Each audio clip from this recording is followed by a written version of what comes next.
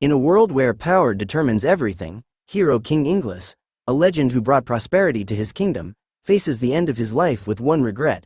He spent his entire life as a ruler and never reached the pinnacle of martial arts he had long desired. However, fate grants him a second chance. Reborn as a noble girl named Inglis Eucus, he realizes that the world has changed drastically, and the combat arts he once mastered are now nearly forgotten. With an unyielding spirit, he decides to start over from scratch as a knight in training, determined to prove himself not just as a former hero king, but as the strongest fighter in this new world. However, his new journey is not easy. The world is now ruled by a strict social hierarchy, and as a woman, he faces numerous limitations. Nevertheless, with unwavering determination and extraordinary strength still coursing through his veins, Inglis defies the boundaries set before him, ready to prove that true power knows no gender or status. The story begins with an old king lying on his deathbed, reflecting on a life spent protecting his kingdom. The goddess Alistia appears and offers him one wish as a reward for his service. Inglis asks to be reborn in the future, free from the responsibilities of the crown, so he can focus on honing his combat skills. Inglis awakens as a baby girl in the noble Eucus family. Although surprised by his new gender, he realizes this is an opportunity to pursue his desire to become a master swordsman without the burdens of his past responsibilities. As he grows, Inglis, now called Chris, realizes that in this era, humanity has forgotten the use of a powerful magic called ether. Instead, they rely on runes and magical artifacts to fight creatures known as magicite beasts. Chris still retains the ability to wield ether from his previous life. One day, a magicite dragon attacks the city, causing Chris's mother to panic and rush him to safety. Along the way, they meet Chris's aunt, Irina, who helps them find shelter. Irina's son, Raphael, is there, caring for his younger sister, Rafina. From afar, Chris becomes excited at the sight of the dragon, eager to defeat it. However, being just a baby, all she can do is cry, leading her mother to think she's frightened. Suddenly, the magicite dragon attacks them directly. Raphael intends to fight it but is stopped by Chris' mother, who entrusts Chris and Rafina to him, urging him to take them to safety. Unable to leave his aunt to face the beast alone, Raphael quickly returns to help. However, the dragon proves too powerful, knocking both Raphael and Chris' mother unconscious. Without fear, baby Chris crawls toward the dragon and unleashes his ether power, instantly defeating the creature.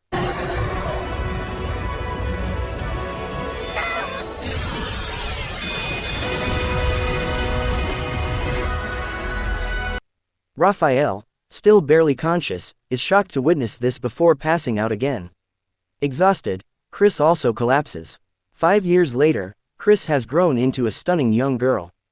Rafina comes to visit, inviting Chris to watch the knight's training. Chris and her cousin, Rafina, nicknamed Ronnie Bilford, observe Raphael, Ronnie's older brother, practicing to become a knight. During the training, a guest arrives, introducing himself as Rambach from a trading company. He presents his son named Raul, who wishes to spar. Raul, around Raphael's age, initially appears shy, but during the sparring matches, he reveals an arrogant and egotistical nature, effortlessly defeating all his opponents. This raises Chris' suspicions. Chris notices that Raul is using magic to slow down his opponents whenever they make eye contact with him. During one match, a knight's sword accidentally flies toward Ronnie, but Chris swiftly catches it, saving her. Raul arrogantly belittles all the knights present. Raphael steps forward to challenge Raul. Before the duel, Chris warns Raphael not to look into Raul's eyes. Following her advice, Raphael manages to corner Raul, impressing the other knights. However, in his excitement, Raphael loses focus, crashes into a wall, and Raul seizes the opportunity to defeat him, mocking him afterward. Determined to defend her family's honor, Chris challenges Raul to a duel, threatening to expose his deceit if he refuses.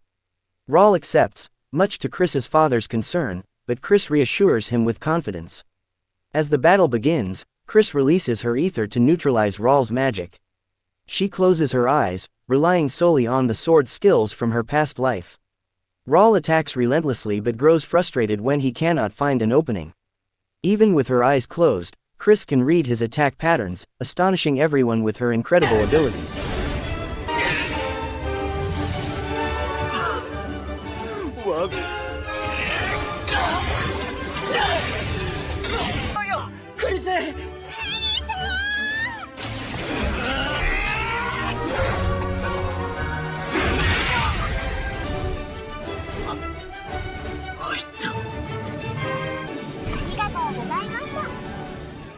At 6 years old, Chris and Rafina undergo the baptism ceremony, which grants them runes. Runes are divided into several tiers: special, high, normal, and low. During the ceremony, Rafina receives a high-class rune. When it's Chris's turn, her mother grows anxious, fearing she might receive a special rune, which would mean dedicating her life to serving the state. However, Chris deliberately sabotages her baptism, becoming runeless, shocking everyone. Chris believes that by not having a rune, she won't draw attention to her true power, allowing her to focus more on her swordsmanship. She confidently declares that she will become Rani's bodyguard and can protect her even without a rune. 6 years later, Chris and Rafina attend a banquet hosted for an ambassador from Highland, a floating island that supplies artifacts to the Land Kingdom in exchange for tribute and resources. Despite feeling uncomfortable with the lecherous gazes from many men, Chris is introduced to Raphael's comrade, Sir Leon, a holy knight and inspector named Shione. Chris is then introduced to the envoy from Highland, who turns out to be Rawl, now a Highlander and an ambassador. Chris, shocked, asks how Rawl became a citizen of Highland. Rawl smugly explains that it's all possible through money and insider connections. He then mocks Chris for being runeless, his lecherous gaze lingering on her. Sir Leon quickly interrupts, introducing Hyrule Menace, the highest-ranking artifact. Rani remarks that Highlanders are all arrogant. Leon explains that they behave this way because they see themselves as superior beings to those living below them. Jokingly, he adds that when meeting Highlanders, one should always act friendly, claiming he'd even be willing to lick their feet. Rani, hearing this, becomes furious, arguing that as a holy knight, Leon should carry himself with dignity. Later, they meet Eris, the Hyrule Menace, who wields an artifact used by special rune holders. When Leon tries to introduce Rani and Chris, Eris suddenly slaps him and storms off angrily. Leon apologizes, but their conversation is interrupted by a scream from inside the house. They discover burn marks, revealing that Inspector Shione has been attacked. Rawl arrogantly admits to eliminating someone who was disrespectful toward the Highlanders. A woman then accuses Rawl of summoning her to his place that evening. When Inspector Shione tries to intervene, Rawl, enraged, burns him alive. He then threatens Rafina's father, claiming that if he doesn't get what he wants, he will report the incident to the king. Chris diffuses the tense situation by offering to go to Rawl's place in the woman's stead. Secretly, she plans to confront Rawl. That night, as she heads to Rawl's location, Eris tries to stop her, intending to protect her. However, Chris becomes even more eager to fight. She prepares to unleash her power, forcing Eris to engage her in battle. During the fight, Eris is shocked by Chris's ability to match her strength, despite Eris being a holy knight. Eris manages to injure Chris' hand, but this only fuels Chris' excitement. Chris then releases her ether power, converting it into mana. Witnessing this, Eris finally acknowledges Chris' strength and allows her to pass, realizing she isn't weak. As Chris pleads with Eris to continue their fight, Sir Leon suddenly launches a surprise attack on Eris.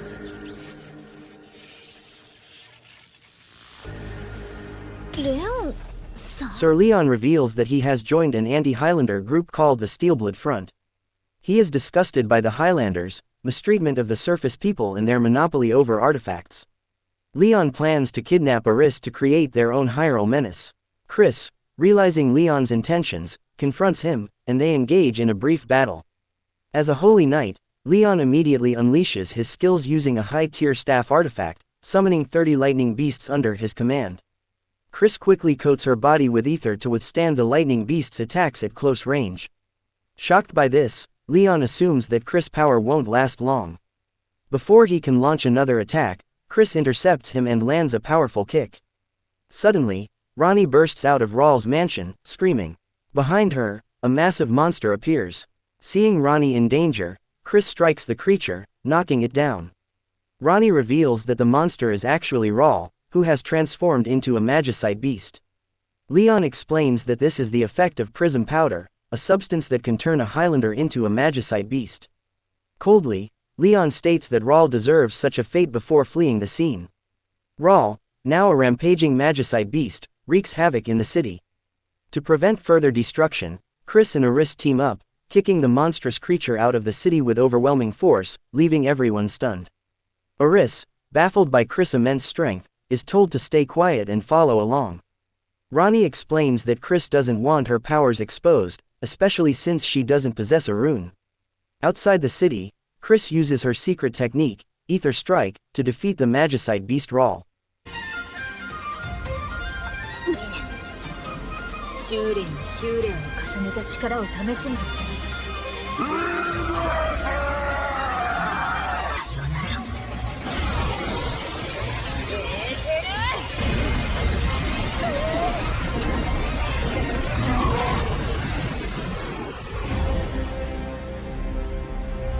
Witnessing Inglis's extraordinary power, Aris agrees to keep her abilities a secret. The next day, Aris departs to report the incident to her superiors. Years later, Chris and Rafina, now 15, prepare to leave home to enroll in the Royal Academy in the capital to become knights. Their journey will take an entire month. During their travels, they stop in the city of Nova. At a local tavern, they eat heartily, enjoying their time. The owner mentions that the city is ruled by a Highlander, adding that life under the current ruler is much better than it was under the previous one. Realizing their money is running out, especially with their appetites rivaling those of men, the owner suggests they register as adventurers to help the city deal with monsters in exchange for payment. They easily pass the registration test after defeating just 3 soldiers. While bathing together, Chris senses something strange about the city. She feels that the city is slowly draining mana from its inhabitants. Suddenly, a woman enters the bath, revealed to be a Highlander named Lady Cyrene, the ruler of Nova. Chris and Ronnie are startled, thinking they've entered the wrong bath, but Cyrene doesn't mind them joining her. 3 orphaned girls also enter to bathe, and Cyrene welcomes them warmly. Chris asks if Cyrene is aware that the city is slowly absorbing mana from its residents. Cyrene claims she knows nothing about it. Cyrene explains that she had dismissed many corrupt knights who served the previous ruler. These former knights have since become bandits, led by a former commander named Hawker. She asks for Chris and Ronnie's help in dealing with this threat. They set out to the bandits' hideout to capture them and restore order to the region. Upon arrival, they are ambushed by a large number of bandits. Ronnie prepares to fire an arrow, but her attack is suddenly intercepted by a woman. Chris immediately senses the woman aura, recognizing it is similar to Aris, realizing that this woman is also a Hyrule menace. During the battle between Lady Cyrene against the bandits, Chris faces off against Hyrule menace, Sistra Rouge, a member of the Steelblood Front. Chris immediately unleashes her mana, shocking Sistra. Sistra lunges at Chris with her spear, but Chris effortlessly dodges the attack. Sistra follows up with a barrage of rapid strikes, yet Chris skillfully evades them, even closing the distance between them. When Sistra is cornered, Chris lands a powerful punch that knocks her down. As Sistra regains consciousness, she questions why Chris would help a Highlander who intends to seize and destroy the city. She claims that Chris has been deceived by Cyrene's outward appearance. Chris casually responds that she's only helping Cyrene because she needs money for food. Angered, Sistra activates her ultimate skill, which allows her spear to pierce through spatial boundaries. This time, her spear manages to injure Chris, though Chris narrowly avoids a fatal blow. Sistra continues her relentless assault, but Chris dodges with ease once more. When Chris finally catches Sistra's spear, Sistra counters with a swift kick to repel her. Impressed by Sistra's skills, Chris decides to use her ether to deflect the spear's attacks, leaving Sistra stunned. Taking the opportunity, Chris delivers another powerful blow, forcing Sistra to kneel in defeat. Ronnie arrives shortly after, announcing that the bandits have been defeated. Seeing this, Sistra grabs Ronnie by the neck, declaring she cannot allow herself to be captured. Chris calmly states that she won't stop Sistra from escaping, but if she harms Ronnie again, she will face Chris's full wrath. Grateful for their help, Cyrene invites Chris and Ronnie to Nova's underground chambers, revealing the city's dark secret.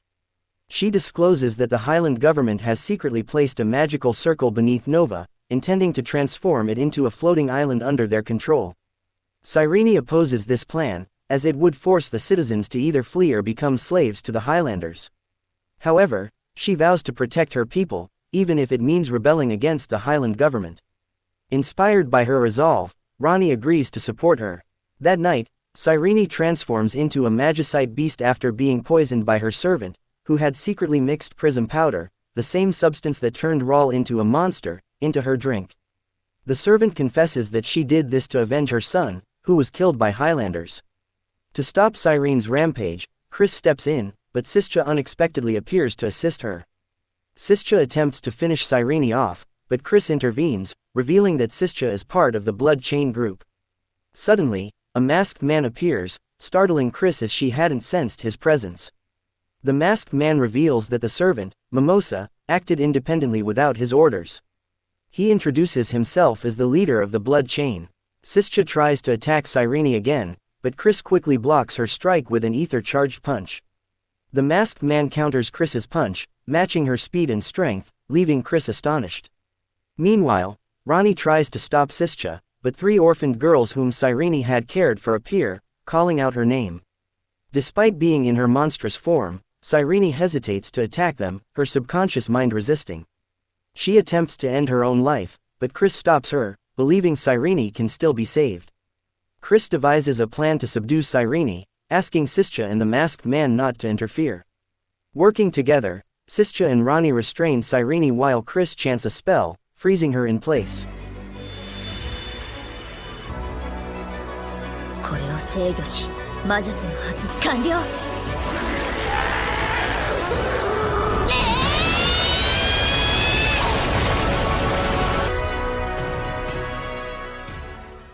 The masked man then casts his own magic, shrinking Cyrene's massive form into a crystal-sized stone. Chris suspects that the masked man is a divine knight, just like in her past life. The masked man hands the crystallized Cyrene to Chris before leaving with Sistia to destroy the magical circle beneath the city. The next morning, Ronnie and Chris bid farewell to the 3 orphaned girls and continue their journey to their next destination.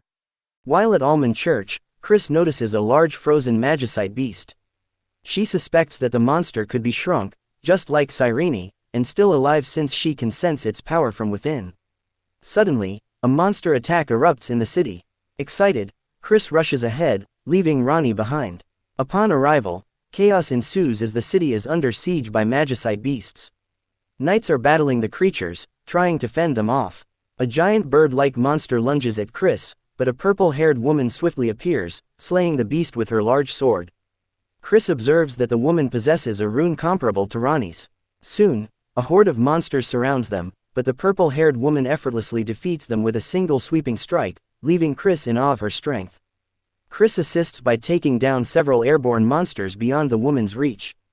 Chris leaps into action, bringing down more monsters while instructing the purple-haired woman to finish them off. After the battle, they become acquainted, and the woman introduces herself as Leonie Olfa, a name that feels oddly familiar to Chris. They continue eliminating the remaining monsters, with Ronnie arriving to assist. Chris introduces Ronnie to Leonie, and it's revealed that Leonie knows Ronnie's brother, Raphael. Shortly after, a knight approaches, announcing that rewards will be given for their help, except for Leonie, who is labeled a traitor's family member. The knight explains that Leonie is the younger sister of Leon Olfa, the former holy knight who turned Rawl into a monster. Both Ronnie and Chris are shocked, realizing it's the same Leon they encountered before. Raphael arrives, requesting a status report. Ronnie greets her brother warmly, and Raphael, noticing Chris after a long time, compliments her beauty. He introduces them to the city's Hieromenes, a being that appears as a humanoid with animal traits. Raphael invites them to share a meal, eager to hear their stories. During dinner, Chris recounts the events in Nova to Raphael. Surprisingly, Cyrene appears in an adorable, miniature form, leaving Leonie skeptical that she was ever a fearsome monster. Ronnie expresses frustration over the knight's earlier attitude toward Leonie. Leonie shares that her brother, the first holy knight of this city, committed crimes and fled. However, Chris and Ronnie, knowing the truth, defend Leon as a good person. Raphael apologizes on behalf of Leon, though the citizens refuse to forgive him. Leonie vows to become an official knight and capture her brother with her own hands, which means she will join the Royal Knight Academy alongside Ronnie and Chris. The next day, knights are seen relocating the frozen magicite beast, believed to attract other monsters, to a safer location. Ripple, the Hieromenes, approaches Chris, stating that she's heard about her powers from Eris. Chris notes that Hyrule menace typically have long lifespans. Ripple explains that the monster will be transported to the border and promises to contact Chris if it ever awakens. They part ways. Raphael escorts the beast, while Chris and the others continue to the Royal Academy. The following day in Hyrule, the capital, Chris and her friends attend their first day at the Knight Academy. Prince Ween delivers a welcoming speech to the new students.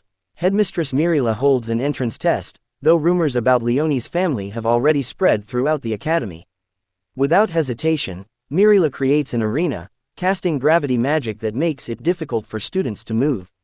She summons a golem, challenging them to survive its attacks for 10 minutes, with a reward of free cafeteria meals for a month. Thrilled by the prize, Chris quickly defeats the golem, knocking it out of the arena. The students cheer, excited about the free food, but Mirila declares the match a demonstration and repeats the test.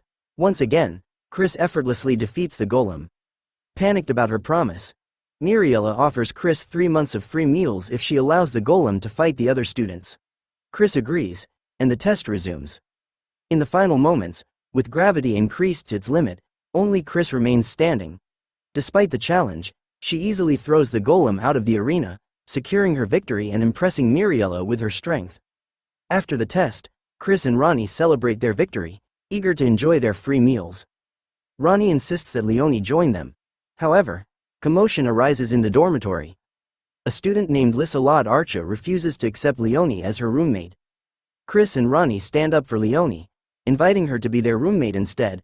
That night, as they prepare for bed, Leonie thanks Chris and Ronnie for accepting her as a friend and not judging her based on her brother's actions. The next morning, Chris, Ronnie, Leonie, and the others are having breakfast when a boy named Lottie, who overslept, rushes in. He starts bickering with his fellow knight, Pullum. Lottie is shocked by the massive portions Chris and the others are eating, enough to last for 3 days. He compliments Chris on her impressive performance against the golem the day before, then introduces himself and his companion. However, when Leonie introduces herself, they once again become the subject of gossip. Their first training session involves riding flaggears. Their instructor, Marcus, motivates them enthusiastically and leads them to the flaggear dock, by running. Chris finds this unimpressive, so she uses her ether abilities to mimic Mirila's gravity magic, increasing her body weight to make the run more challenging. Even with the added weight, Chris quickly catches up to the others, overtaking them effortlessly. Marcus boasts that no one can outrun him, only to be stunned when Chris appears beside him, claiming she'll reach the destination first. Not wanting to be left behind, Lottie pushes himself to catch up, along with Lissalot and the others. However, Chris, still not going full speed, easily leaves Lottie in the dust, making him feel hopeless about competing with her. Upon reaching the dock, they are amazed by the sight of the flaggears. Marcus explains that each flaggear accommodates 3 people, 1 pilot and 2 passengers. Chris hops on and pilots one with remarkable skill. Lottie zooms past her, boasting that he'll never lose when it comes to flying flaggears. Annoyed, Chris jokingly activates her ether powers, impressing their instructor, who is both thrilled by the promising talent this year and baffled by their antics. As days pass, Headmistress Mirila announces the names of recommended candidates from the Knight and Guard classes. Ronnie, Leonie, Pullum, and Lissalot are chosen from the Knight class, while Chris is the sole representative from the Guard class. Mirila explains that they will participate in the special recommendation exam. This test requires them to enter an artificial dimension created by an artifact known as the Trial Labyrinth, where they will face not only physical enemies but also their deepest fears and worst memories to strengthen their mental resilience within a set timeframe. Each candidate stands before a door leading into the labyrinth. Inside, Chris encounters shadowy figures resembling people she's met before. As she prepares to fight, the shadows vanish. She then confronts memories from her childhood, meeting a man named Randall from her past life. Chris questions him, asking why this world is filled with people who look down on others. Randall, attacking her, cannot provide an answer. Frustrated by the exam, Chris unleashes her ether power, shattering the labyrinth's ceiling, revealing the chambers of other participants above. She encounters Lissalot, who's astonished that Chris could so easily break the dimensional barrier. Lissalot admits she wants to apologize for her harsh behavior toward Leonie. She then reveals her artifact's power, sprouting angel-like wings.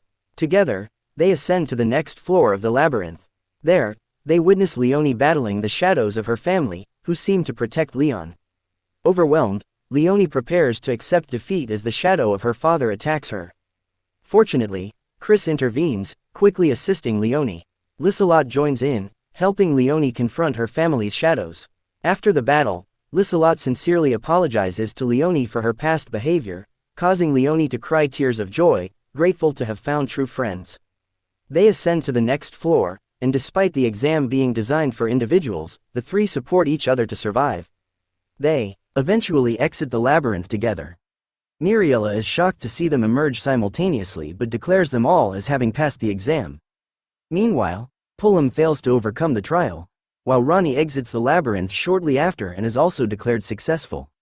That night, Liselot invites them to her room to celebrate their newfound friendship. Though exhausted, they hold a small party in the dormitory, celebrating their success. The personal conflicts that once strained their relationships gradually fade, replaced by a strong and genuine bond of friendship. The next day, Chris and the others are invited to the headmaster's office to attend the ceremony for the appointment of the new Highlander envoy. Liselot will also attend the event as her father is a chancellor.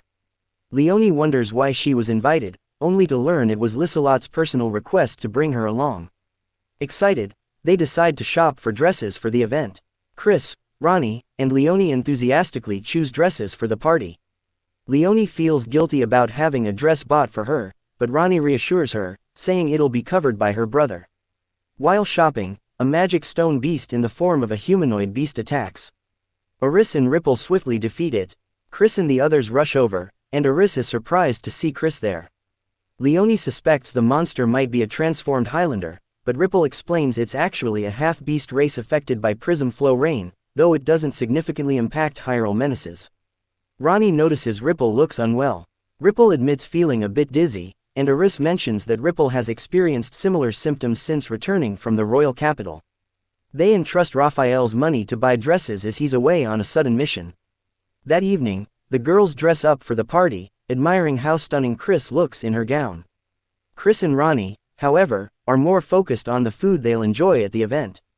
On the way, Miriela explains this is an excellent opportunity to negotiate new facilities for the academy, mentioning she knows an official from her Highland study days. Leonie asks if there's any news about the Blood Chain's movements involving her brother, but Miriela doubts they'll find such information easily. Liselot adds that gathering intel on the Blood Chain will be tough, especially as new academy students. Chris encourages Leonie, promising to help uncover information about the group. At the party, Raphael greets them and is stunned by how beautiful Chris looks in her red dress.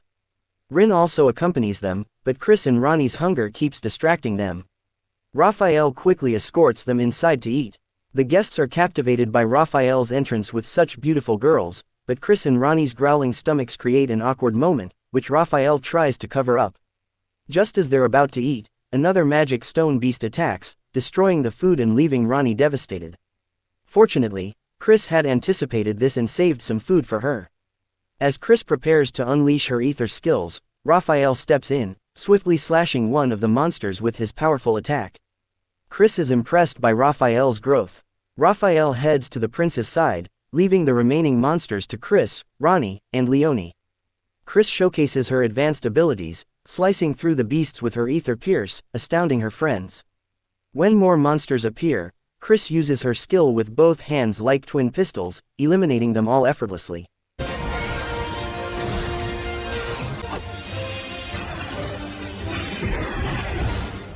She then politely asks if she can return to her meal.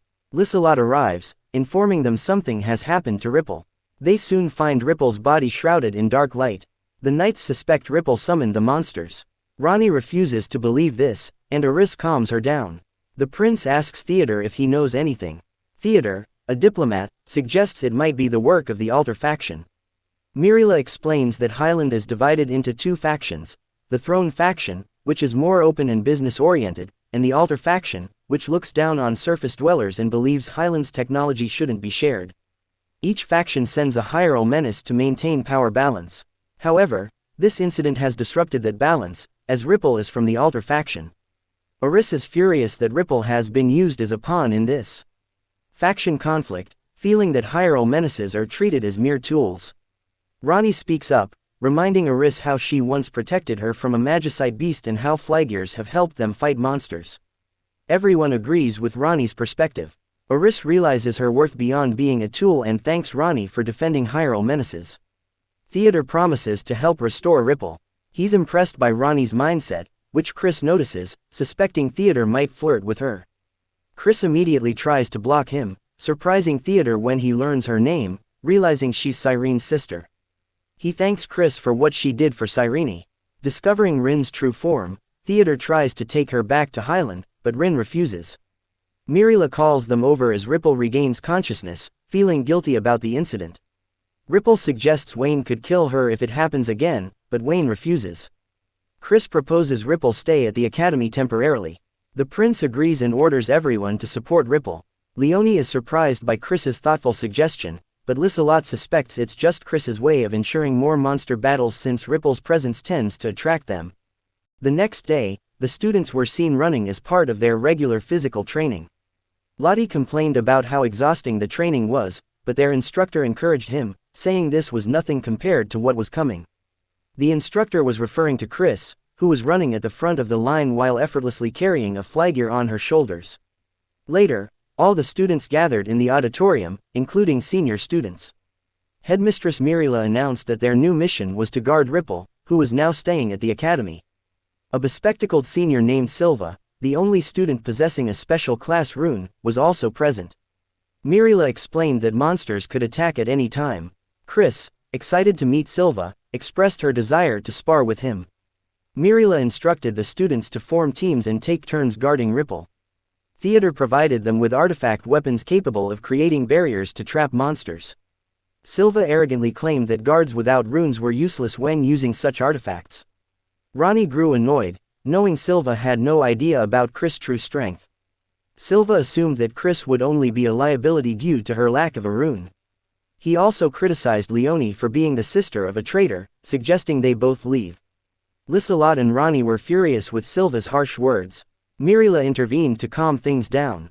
Chris then suggested that Silva could test her abilities in a sparring match. At that moment, a girl named Yua, appearing uninterested, showed little concern for the situation. As a guard, Yua was pleased her help wasn't needed and intended to return to her room.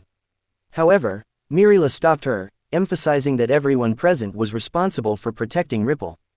Chris invited Yua to help test Silva's strength, but Yua declined, revealing that she had previously fought Silva and had beaten him in terms of raw power. Since then, their relationship had been strained. Suddenly, in the middle of their discussion, Ripple collapsed, surrounded by dark energy, just like before. Realizing that monsters would soon appear, Mirila ordered Theodore to step back and quickly set up a barrier. Silva, eager to showcase his strength, led his team into battle, insisting no one interfere. However, Chris ignored him and launched an attack on the monsters. Chris's overwhelming power astonished everyone. As more monsters appeared, Silva activated his rune, summoning a pistol-like weapon to shoot one of the beasts. Rani joined in, firing arrows and reminding everyone that teamwork was essential. More magicite monsters swarmed the area. All the students sprang into action. Rani urged Yua to assist, and Yua suddenly appeared beside Chris, slapping a monster aside. Chris and Yua began competing with each other, seeing who could defeat the most monsters. Soon, all the monsters were vanquished. Mirila deactivated the protective barrier, relieved that there were no casualties. Theodore promised to find a way to heal Ripple quickly. However, Silva scolded Chris and Yua for recklessly damaging the academy with their over-the-top attacks.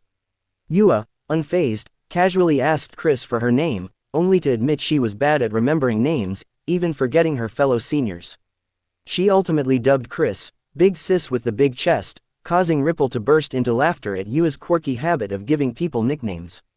Despite Rani's lingering frustration with Silva, Ripple defended him, claiming he was a suitable partner. Lissalot invited Ripple to play chess, but Ripple preferred something more active. Chris then suggested a sparring match. They asked for permission from Mirila and Theodore, who agreed. Theodore handed Leonie a special sword capable of accessing another dimension, stating it was perfectly suited to her rune. They decided to conduct their sparring match in this dimension, with Chris eagerly anticipating the battle. Leonie activated her rune's ability, transporting everyone to the alternate dimension. Chris immediately launched into the spar, attacking Ripple with rapid punches, which Ripple managed to dodge. Ripple drew dual pistols, stating that she wasn't a close combat fighter. Chris realized how compatible Ripple was with Silva, given their similar fighting styles. Ripple began shooting at Chris with incredible speed. Chris summoned an ether blade to deflect the bullets. However, one stray bullet nearly hit a friend, but Mirila's barrier blocked it just in time. As the fight continued, Chris closed the distance, but Ripple's dual pistols made it challenging to get close. Observing Ripple's attack patterns, Chris eventually found an opening. After deflecting another barrage, she struck Ripple, sending her flying. Ripple was shocked that Chris managed to block her bullets. Grateful to Mirila for her protection, Ripple suddenly felt something strange. The protective mana seemed to be absorbed into her body. Theodore noticed this and requested someone activate an artifact. Lissalot summoned her angelic wings artifact, but when Ripple touched it, nothing happened. Theodore then asked Mirila to use Lissalot's artifact, and this time, Ripple absorbed the mana Mirila generated. Theodore explained that Ripple's ability as a hieral menace had become distorted, causing her to absorb mana uncontrollably. When her mana reached its limit, she would lose consciousness and involuntarily summon magicite monsters. Ripple collapsed again. Leonie, exhausted from maintaining the dimensional space, also reached her limit. As a result, a massive magicite monster appeared.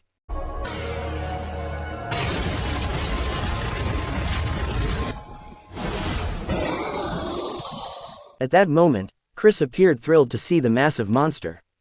As the creature prepared to fire a laser beam at them, Chris, her body coated with ether energy, launched a powerful kick that sent the monster flying far away, causing the headmaster's office to be completely destroyed. As the enormous monster plummeted toward the ground, Yua was suddenly seen walking casually beneath it. Everyone shouted, urging her to get out of the way. However, just as the monster was about to land, Yua unleashed a skill that completely obliterated the creature without leaving a trace. Everyone who witnessed it was amazed by her power, including Chris. Returning to Ripple's side, Theodore speculated that magicite monsters would appear whenever Ripple absorbed mana from a special class rune. Once a monster manifested, the mana in Ripple's body would be depleted, and the cycle would repeat each time her mana was fully recharged. Leonie asked why the monsters that appeared resembled beast-human hybrids. Theodore explained that it was likely due to Ripple herself being part of the beast-human race, creating a connection between them. This phenomenon occurred because most Highlanders refused to acknowledge the people from the lower lands. Raphael and Eris then arrived, informing them that Theodore had been summoned to meet with Prince Wayne. 2 weeks passed since that incident. In the bathhouse, Chris appeared frustrated because she hadn't had a chance to fight any monsters recently. Life felt dull to her without battles. Suddenly, Yua appeared among them, unnoticed even by Chris. Chris thought about challenging Yua to a sparring match, impressed by how Yua had defeated the giant monster with a single bare-handed strike. However, Yua declined. Later, the headmistress summoned Chris and Ronnie to her office. Mirila presented Ronnie with an artifact weapon from Theodore, saying it perfectly complemented Ronnie's rune and had healing abilities. Suddenly, an explosion echoed from outside. It was another magicite monster, reappearing after Ripple's mana had fully recharged. Silva was injured during the incident. Lottie and Pullum arrived, apologizing as Silva had protected them and gotten hurt in the process. Ronnie decided to test her new artifact's healing powers. As she channeled its energy, Silva's wounds slowly began to heal, though Ronnie grew exhausted from the mana consumption. Chris supported her by transferring some of her mana. Mirila then instructed Silva's comrades to take him to the infirmary for further treatment. The next day, Chris and Ronnie were seen in the cafeteria, enjoying extremely spicy noodles. Silva, now fully recovered, joined them. Lottie and Pullum thanked Chris and Ronnie for their help. In front of everyone, Silva sincerely apologized to Ronnie and Chris for his previous behavior, and they finally became friends. During their shift guarding Ripple, they heard Mirila shouting. Rushing to the room, Chris asked what was happening. Mirila announced that Ripple's protection would now be handled by the kingdom, and she would be replaced by a new hieral menace. Ripple didn't want the academy to get into trouble by defying royal orders. However, Ronnie declared that the academy would continue to protect her regardless. Meanwhile, Leonie and Lissalot were walking under the prism rain, discussing Ripple's upcoming transfer to the royal palace. Suddenly, a magicite monster appeared in front of them. As Leonie prepared to attack, the monster was unexpectedly defeated by lightning beast magic. Recognizing the artifact's power as belonging to Leon, Leone immediately pursued the beast, which led them to an underground chamber. There, Leone was shocked to find herself face to face with her brother, accompanied by the leader of the blood chain.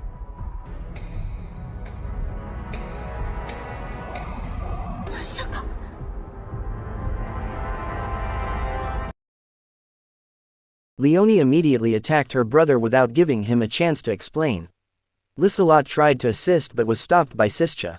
The masked man, who was their leader, stated that he had no interest in the daughter of a chancellor's family. Liselot was shocked to hear that they knew her background. Leone attacked again, accusing Leon of not caring about their hometown. The masked leader revealed that Aleman, their hometown, had been sold by the government to the Altar faction because the city no longer monitored the prisoners, which had been relocated. In 4 days, a Highlander envoy would visit the kingdom. According to the masked man, their true enemies were the Highlanders. He claimed they could exploit the information he provided, then left Leone and Liselot behind. Leone refused to believe their words, but it was her choice. Despite everything, Leon was happy to see how much his sister had grown. They reported the incident to the others. Chris came up with an idea, which Silva immediately dismissed as reckless, though their friends were already used to Chris' bold plans. A week later, Chris and Ronnie were disguised as palace maids, planning to infiltrate the royal castle. Silva was embarrassed by their attire, but Mirila assured him that the plan would work. Silva reminded them to stay focused on their mission. Meanwhile, Ripple's transfer was postponed as the kingdom prioritized welcoming the Highland envoy.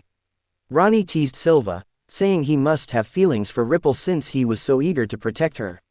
Silva then shared a story from his childhood, how Ripple had once saved his life. Since that day, he had trained hard to become strong enough to protect the weak. That's why his artifact, like Ripple's, was a pistol. They vowed to protect Ripple with all their might. During the event, Chris and Ronnie carried royal dishes to the banquet but couldn't resist tasting some of the delicious food along the way. King Carlias arrived, and Chris noticed that he possessed a special class rune but rarely trained, much like her former life. The Highland envoy soon arrived, and the king greeted them with great respect. The envoy, named Evil, turned out to be just a child. Ronnie thought Evil looked too cute to be a Highland envoy. However, when Evil spoke, he arrogantly belittled everyone in the room. Despite his insults, the king and the nobles managed to keep their composure. Suddenly, a dragon-like magicite monster attacked the palace. Chris sprang into action, striking the monster down. Amid the chaos, a royal guard attempted to stab Evil from behind. Chris intervened just in time to stop the attack. In retaliation, Evil killed the guard with a single touch, shocking everyone. Evil then blamed the king for the incident. Unaware of the situation, the king knelt and apologized, but Evil cruelly severed one of the king's arms. Enraged by Evil's cruelty, the royal guards were on the verge of attacking, but Chris quickly asked Ronnie to heal the king. Miraculously, Ronnie's healing artifact restored the king's arm. Evil coldly stated that he would cut off the other arm as compensation. Chris stepped forward, offering her own arm instead. When Evil tried to cut it off, nothing happened, thanks to Chris' ether power. Evil was stunned. Refusing to accept this, Evil unleashed a powerful mana attack, but it had no effect on Chris. Shocked by her strength, Evil grew increasingly frustrated. The king, having recovered, declared that no one was allowed to harm the Highland envoy. Evil laughed mockingly, claiming that Highland had no interest in negotiations. He announced that soon, the kingdom would be annihilated. At that moment, an explosion was heard outside, revealing a massive ship. Evil laughed triumphantly, claiming that his plan to lure the blood chain had succeeded. He admitted that the entire event was a trap to eliminate the blood chain forces. Chris suspected that the exchange of the Hyrule menace was also part of Evil's scheme to wipe out the blood chain. Chris then asked the king to give her an official command since Evil was now considered a criminal. The king ordered Chris to capture Evil, and she eagerly prepared to fight him. Evil created a protective barrier, confident that anyone who touched it would vanish. However, Chris realized the flaw and began teaching Evil to focus his power on a single point, provoking him to do so. Enraged, Evil accepted the challenge and dared Chris to hit him. Using her overwhelming strength, Chris kicked Evil, sending him flying far out of the palace. She then invited Ronnie to join her in attacking the Blood Chain's warship. They leapt onto a flygear, heading straight for the front line. Ronnie shot an arrow to mark the target on the warship, and Chris approached, preparing to use her ether strike to bring it down. However, her attack was blocked by the masked man. He approached Chris, asking where Evil was. Chris suddenly remembered that she had kicked Evil far from the palace. They both readied themselves for battle. Meanwhile, Silva reported that something had happened at the palace, causing the troops assigned to transport Ripple to turn back. Mirila appeared, preparing to summon a magicite monster, and invited anyone unwilling to stay to leave. Yua, upon hearing this, decided she would rather go back to sleep, but Mirila wasn't pleased with her decision. Silva begged Yua for her assistance. Ripple thanked everyone for their efforts in protecting her and asked Yua for help. Yua, however, pretended to fall asleep again. Ripple then promised to treat her to a meal once everything was over. Yua countered, saying she'd rather be introduced to a guy like Silva, strong, quick-tempered, but not weak. Silva was infuriated by the comment. Seeing this, Mirila laughed, saying things were back to normal and announced it was time to start the operation. Leone opened a dimensional gate, and Ripple began absorbing mana from both Silva and Mirila. Back on the battlefield, Chris exchanged fierce blows with the masked man, impressed by his strength. The masked man summoned an ether sword, shocking Chris as he could both create a sword from ether and shield himself simultaneously. He resumed his assault, forcing Chris to struggle to dodge his attacks. In response, Chris conjured an ice sword to maintain distance. She managed to push the masked man back and launched an ether strike, but he still managed to deflect it. Evil returned to the scene, realizing how complicated things had become. Sischa arrived shortly after, and the masked man borrowed her power, transforming her into a glowing spear. Chris was stunned by this transformation. Meanwhile, the students fought against magicite monsters. Exhausted from the intense battle, they exited the dimensional space. Just when things seemed dire, Leon arrived to assist them. He provided an item called Mana Mist, which restored their mana. Leon asked Leone to open another dimensional gate and began transfer his mana to Ripple.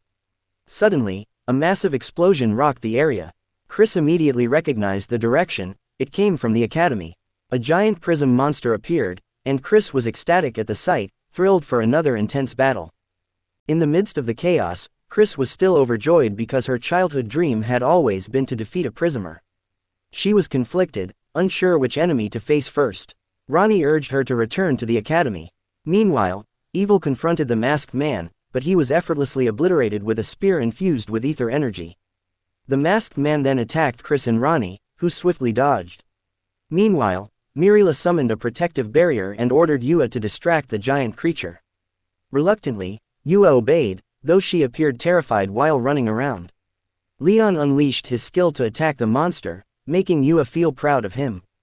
As Yua attempted to punch the creature, she was suddenly absorbed into its body.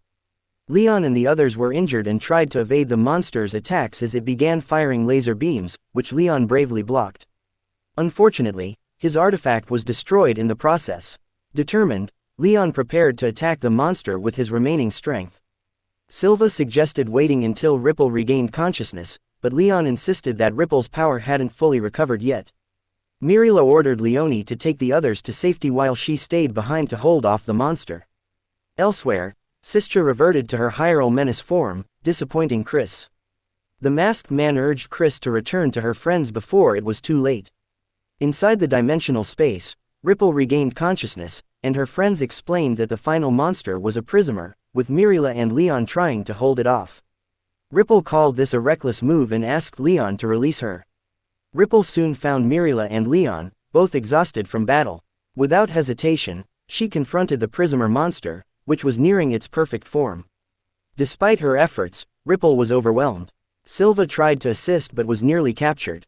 Ripple saved him but got caught herself. In desperation, Silva fired at the monster to free Ripple. Ripple then tried to lure the monster away, but Silva declared he would fight alongside her with all his heart. Suddenly, Ripple involuntarily transformed into a weapon, triggered by Silva's determination. Though inexperienced, Silva was awestruck by the weapon's power. Just as he was about to fire at the monster, Chris arrived and stopped him. Chris launched the monster into the sky with a powerful kick. When the monster fired a laser beam across the city, Chris used her superhuman strength to deflect it. She felt immense joy doing so. Mirila informed her that Yua was trapped inside the monster. Chris tried to approach, but the creature retaliated with a massive blow. Undeterred, Chris countered with an equally powerful punch, astonishing everyone with her strength. Chris unleashed her ether strike, but the monster managed to dodge. Mirila warned that the protective barrier was weakening, and Yua risked being completely absorbed. Chris's friends stepped in to create an opening for her. Taking the chance, Chris delivered a powerful kick, stunning the creature. She followed up with her ultimate technique, Ether Breaker, which obliterated the monster entirely.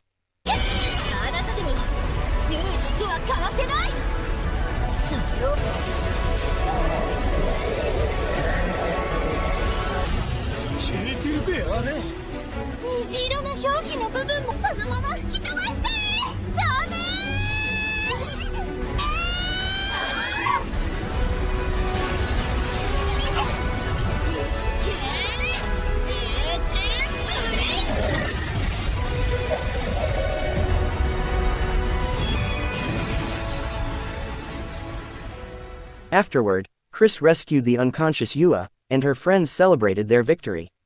The next day, the students worked together to rebuild their destroyed academy. Chris and Ronnie were summoned to the royal palace, where the king personally thanked them and offered Chris the position of royal army commander. Chris declined, not wanting to be bound by such responsibilities, shocking everyone. Ronnie, however, had expected this. As they left, the king chased after them, reminding them they'd forgotten their food. The story concluded with Chris, Ronnie, and their friends living happily at the academy, eagerly awaiting their next thrilling adventure.